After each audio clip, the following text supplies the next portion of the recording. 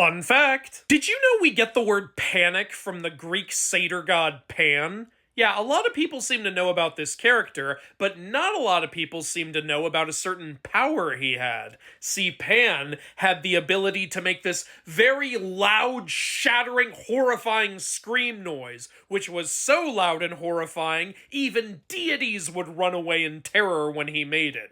He apparently used that noise as a weapon to help the gods during their war with the Gigantus. So yeah, loud, horrifying noise causing people to run away in fear. Panic. Yeah.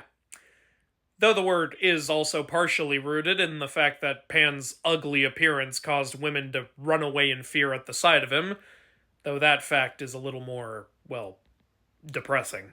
Hail, Messiah!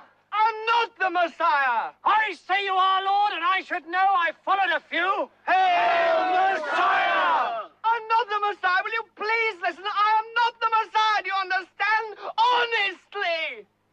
Only the true Messiah denies his divinity. Well, what sort of chance does that give me? All right, I am the Messiah. He is! He is the Messiah!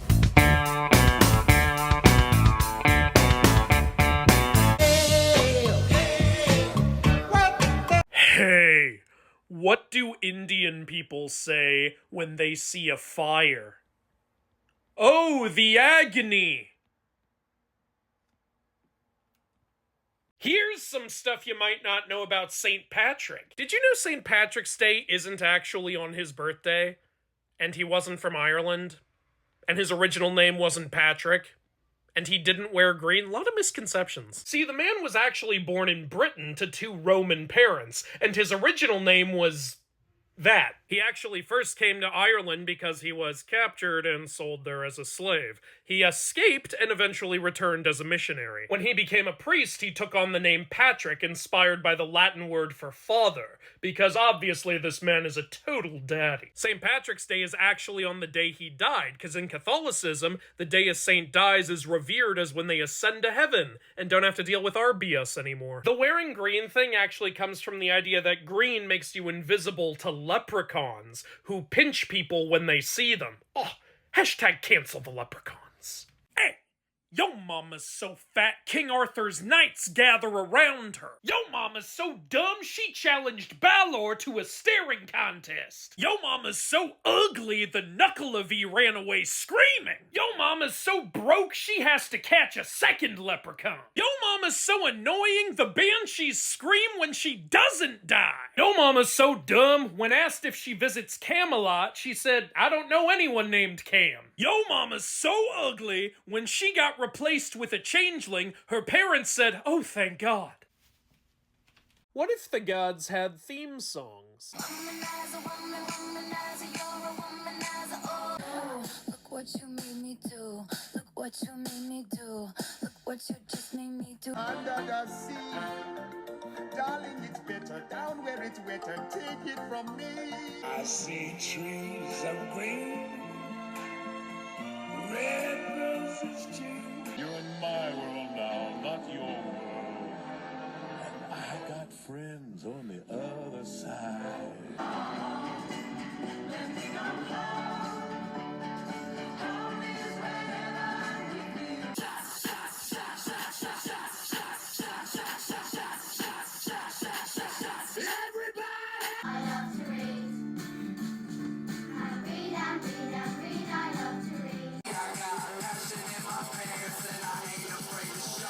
I'm sexy and I know it. I don't need a man, make it happen. I get up being free. I don't need a man, make me feel good. It's a good day to die, to stand and fight until we're dead. Sparks are flying, passion strong. I am the blacksmith singing the hammer and the anvil song.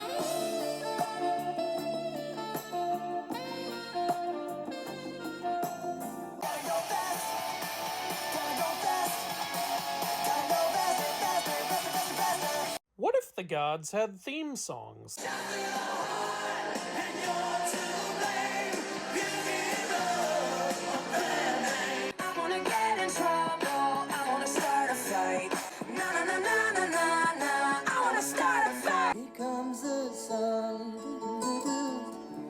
comes the sun. My friend. Pressure pushing down on me. One way or another, I'm gonna find you. I'm gonna get you. Come on, baby, don't feel the rain, baby, take my hand. Fight the sea, lean in for a kiss of death from these pomegranate lips. Don't wake me up, don't wake me. I put a spell on you, and now you're mine. I keep giving you the fire. I'm the strong one. I'm not nervous. I'm as tough as the crust of the earth is. Oh, I'm one disgusting blighter. I'm a lover, not a fighter. I really want to make a love connection.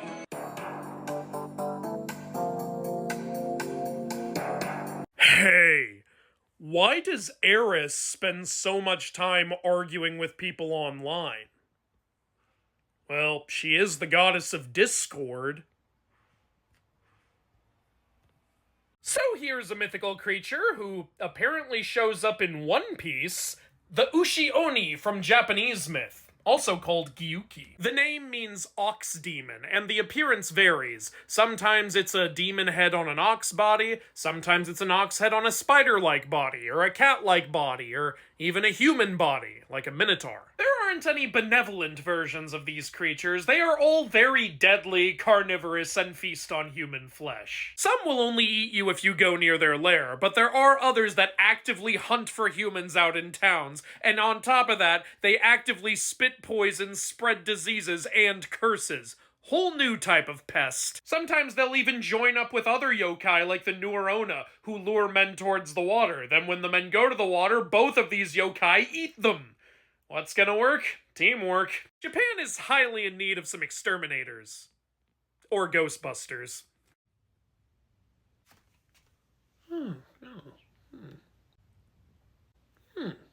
Interesting. What are you doing? I have a geography test tomorrow. So, I'm studying the Atlas. It wasn't funny last week, and it's not funny now. You want to tell me what happened to Jesus' body? Not really. You were supposed to be guarding it, so where'd it go? It's, complicated. Did somebody steal it? No. Well, it didn't just get up and walk away, now did it? Hey, you know why Easter is so popular in Asia?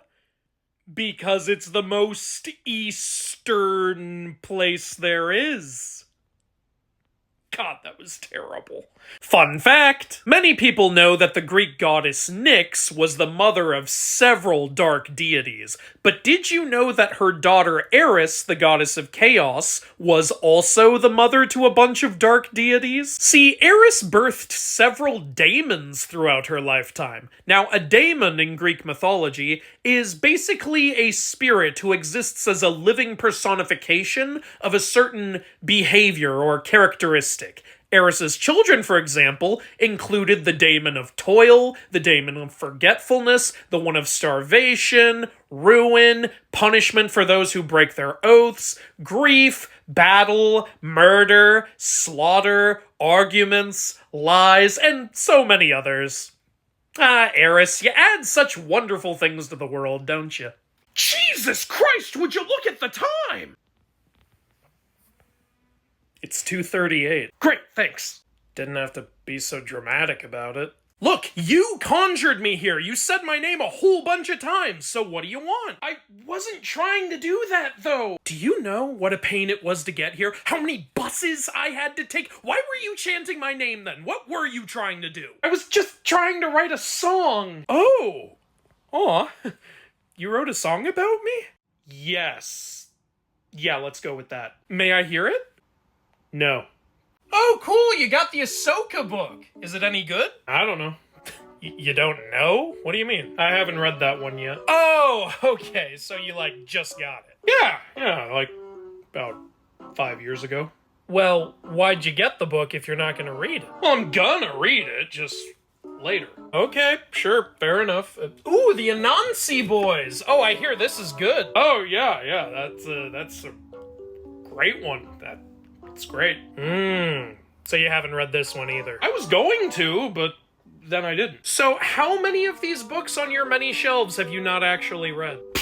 I ain't got time for that kind of math. Don't you go to Barnes & Noble like every week? Look, reading books and collecting books are two different hobbies. Whatever you say, man. Can I borrow this? No, I'm gonna read that. When? I don't know! So here's a mythical creature who you already know if you've read the Trials of Apollo series.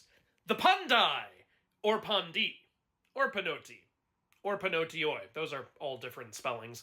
From Greek and Roman mythology. In case you somehow can't tell, these creatures had enormous ears. They also had 8 fingers on each hand and 8 toes on each foot. Their fur was white, but turned black as they got older. The Pandi were a warrior race, and one of the many tribes of monsters Greek explorers claimed were living in India. Not sure why they kept creating more of those. India has its own monsters. What's a little interesting is while we do have very old artwork depicting these creatures with clothes, the Roman Encyclopedia actually states that these creatures never wore clothes. Instead, they would sometimes use their ears as clothing. They also used their ears as blankets, and some say they even used them to fly. They should sue Dumbo. Hey, Scribe, listen, I picked up this Odyssey book at the library, and it's a really great read. I know, huh? Yeah, but for some reason only the first couple chapters are in here. Like, where can I read the rest? Ah, well, to read the whole story, you gotta sign up for Mount Olympus Plus. Oh, gods, really? Why not? All the Greek stories in one place for just 20 drachmas a month. Wait, 20 drachmas? I've heard of this service. I thought it was only 8 drachmas. Well, it was, but then all these other paid services started, like Asgard Plus, Pyramid Plus, and Scientology. We had to raise our prices to stay competitive. That's not how staying competitive works. Look, do you want the book or not? Well, I guess it would be nice to have it all in one place. I could read the Iliad, the Odyssey, and the Telegony. Oh, yeah.